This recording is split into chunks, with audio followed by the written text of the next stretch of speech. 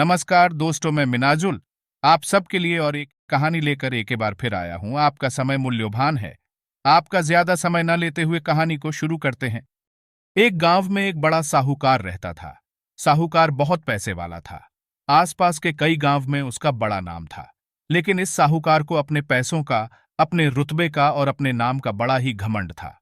वह अपने नाम को बनाए रखने के लिए बहुत ज्यादा सोचता था और बिना किसी के भावनाओं की कद्र किए वो सब करता था जो उसे लगता था कि करना चाहिए। साहूकार को कई सालों बाद एक संतान प्राप्ति हुई थी। साहूकार ने अपने इस खुशी को मनाने के लिए अपने घर पर एक बहुत बड़ा कार्यक्रम रखा, जिसमें उसने आसपास के गांव के सभी श्रीमंत लोगों को और सिर्फ ऐसे रिश्तेदारों को जो पैसे वाले थे बुलाया था। पास के ही गांव में साहूकार की खुद की सगी बहन भी रहती थी। क्योंकि इन दिनों उसकी आर्थिक परिस्थिति कुछ अच्छी नहीं थी, इसलिए उसने अपनी बहन को तक इस कार्यक्रम के लिए नहीं बुलाया।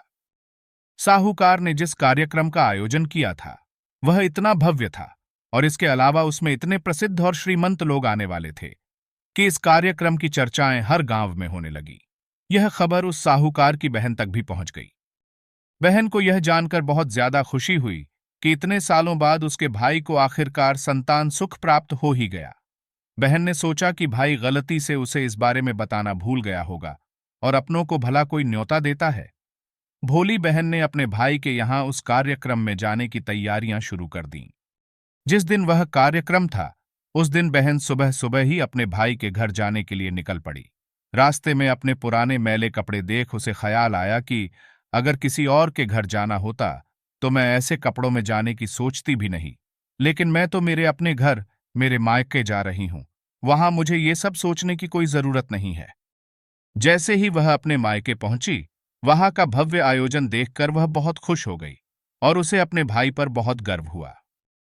वहां पर वह जल्दी से जल्दी अपने भाई को मिलकर उसकी खुशी में शामिल होना चाहती थी।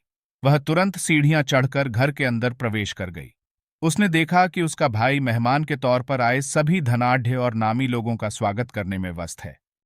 बहन जैसे ही अपने भाई की तरफ उससे मिलने के लिए बढ़ी, उसके भाई की नजरें उस पर पड़ गईं और अपनी बहन को ऐसे मैले पुराने कपड़ों में देखकर भाई ने उससे मिलना तो दूर, बल्कि तुरंत बहाना बनाकर वहां से निकल गया।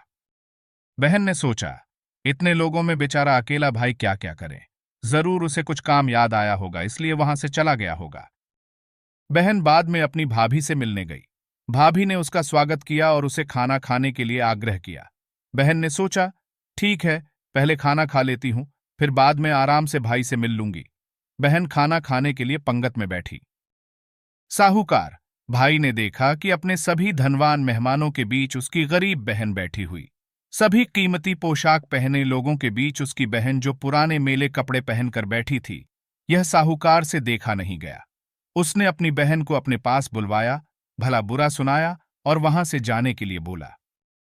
बहन ने अपने सपने में भी नहीं सोचा था कि उसके साथ कभी ऐसा व्यवहार भी हो सकता है, और वह भी उसके खुद के मायके में। अपना अपमान होने के बाद बहन तुरंत अपने घर ससुराल जाने के लिए चल पड़ी। बहन इस बात को पचा ही नहीं पा रही थी कि उसके अपने भाई ने उसके साथ इतना बुरा व्यवहार किया। उसकी आंखों से आंसू नहीं थम रहे थे। रास्ते में उसे अपनी पुरानी दोस्त मिली। उस दोस्त ने उसे रोने का कारण पूछा। हालांकि बहन उसे कुछ भी नहीं बताना चाहती थी, लेकिन दोस्त के बार बार पूछने पर उसने उसके साथ हुई सारी घटना उसे बता दी। उसकी दोस्त एक समझदार महिला थी और काफी प्रैक्टिकल सोचने वाली थी। उसने कहा, अगर तुम मेरी बात मानो तो वन दिन तुम्हारा भाई खुद तुम्हें अपने यहां बुलाएगा और तुमसे माफी मांगेगा। बहन ने उसे कहा कि मैं तुम्हारी हर बात मानूंगी, बताओ मुझे क्या करना होगा। दोस्त ने कहा कि तुम इस अपमान को, इस दुख को एक दिशा दे दो और कोई गृह उद्योग शुरू कर दो। उसमें इतनी मेहनत करो कि उस काम में तुमसे अच्छा कोई भी ना हो। बहन को अपने दोस्त की बात सही लगी। उसने घर पहुंचकर अपने आंसू पोंछकर उसी दिन से एक गृहोद्योग शुरू किया। उसने दिन रात मेहनत की, अपने साथ कई और गांव की महिलाओं को जोड़ा और देखते ही देखते उसका गृह उद्योग चल पड़ा। कुछ ही सालों में आसपास के 50 गांव में उसका नाम और रुतबा काफी बढ़ गया और अब वह पैसों के मामले में अपने भाई से भी ज्यादा बड़ी बन गई। भाई को भी जब यह पता चला कि उसकी बहन इतनी श्रीमंत हो गई है, तो उसने सोचा कि एक बार उससे मिलकर आया जाए। वह जब अपने बहन को उसके घर मिलने पहुंचा, तो बहन ने उसका किसी राजा महाराजा की तरह स्वागत किया। उसके पसंद खाना खिलाया। बहन का ऐसा व्यवहार देखकर भाई को अपनी पिछली गलती का एहसास हुआ, इसलिए उसने अपनी बहन को अपने घर होने वाली पूजा के लिए आमंत्रित किया।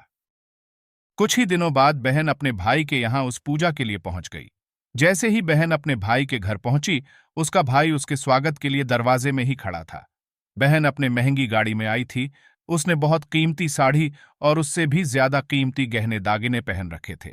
बहन का ऐसा ठाठ बाट देखकर सिर्फ भाई नहीं बल्कि उसका पूरा गांव दंग रह गया।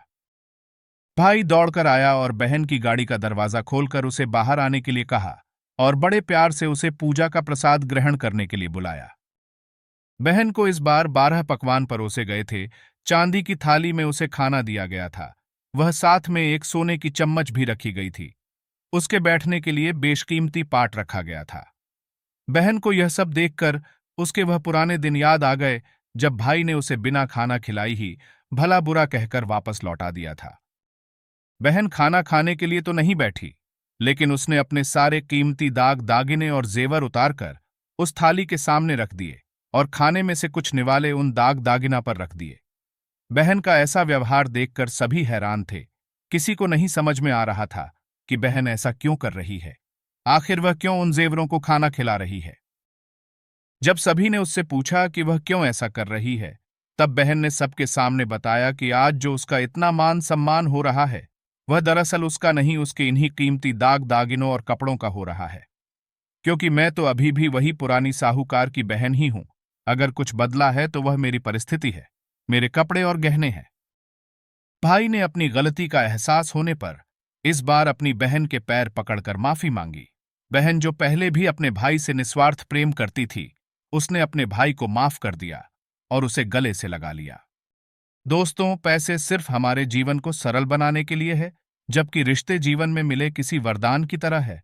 अगर उन्हें सच्चे मन से और निस्वार्थ भाव से निभाए जाए। पैसे खर्च हो जाए तो आप बाद में भी कमा सकते हैं, मगर रिश्ते खर्च हो जाए, टूट जाए, तो दुनिया का सारा धन भी आपको उन्हें वापस नहीं दिला सकता। इस कहानी में साहूकार ने अपने बहन के साथ सिर्फ इसलिए भेदभाव किया क्योंकि वह गरीब था। वह अपने भाई को इसलिए भी अपने कार्यक्रम में नहीं बुलाया क्योंकि वह अपने नाम और रुतबे को लेकर बहुत घमंडी था। इस कहानी से हमें यह सीख मिलती है कि हमें कभी भी किसी के साथ भेदभाव नहीं करना चाहिए, चाहे वह हमारा भाई, बहन, दोस्त या कोई भी हो। हमें हमेशा दूसरों के साथ प्यार और सम्मान से पेश आना चाहिए। इसके अलावा इस कहानी से हमें यह भी सीख मिलती है कि पैसा ही सब कुछ नहीं है, प्यार और सम्मान सबसे महत्वपूर्ण है। उम्मीद है ये कहानी आपको पसंद आई होगी। अगर कहानी पसंद आई है तो लाइक और शेयर जरूर करें और हमारे चैनल को भी सब्सक्राइब कर दें ताकि अगली कहानी का नोटिफिकेशन आपको सबसे पहले मिले। धन्यवाद।